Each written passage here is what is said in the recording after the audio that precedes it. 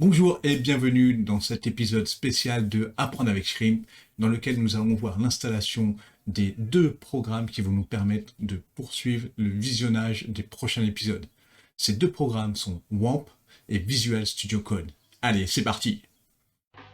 Apprendre avec Shrimp.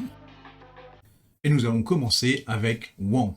WAMP, c'est le serveur qui va permettre d'exécuter du code PHP. Pour ça, direction un navigateur internet où tu vas taper dans Google ou tout autre moteur de recherche WAMP, entrée. Là, on regarde WAMP Server, on fait télécharger. Là, tu sélectionnes soit 64 bits, soit 32 bits, suivant le matériel que tu as. En règle générale, c'est 64. On fait passer au téléchargement direct. Hop, on n'accepte pas. Le téléchargement va bientôt commencer.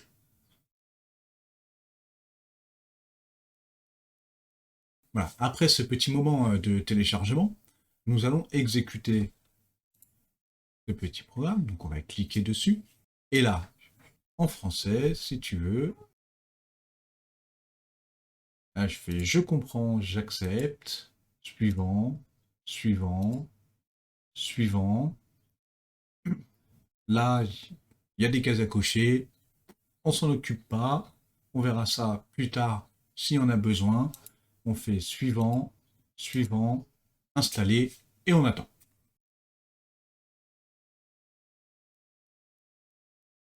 Une fois l'installation terminée, il nous demande si on veut changer par défaut le navigateur internet. On dit non. Le bloc-notes, non. Et on continue l'installation. Hop. Suivant. Terminé. Et voilà, WAMP est installé. Et maintenant, pour lancer WAMP, on va double-cliquer sur l'icône apparue sur le bureau. Là, une fenêtre s'ouvre de Windows où on répond oui. Et là, dans le coin inférieur droit, tu vois qu'il y a une petite icône verte avec un W dessus. C'est l'icône comme quoi WAMP est bien lancé.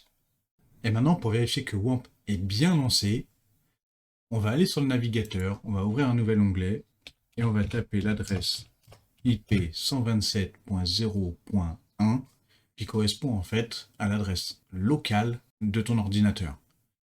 On appuie sur Entrée et là, on a bien l'écran de WAMP qui dit « Hey, coucou, je fonctionne bien !» Et ça, c'est parfait. Pour aller encore plus loin, on peut aussi afficher PHP Info. Et ça va nous indiquer que PHP est bel et bien fonctionnel.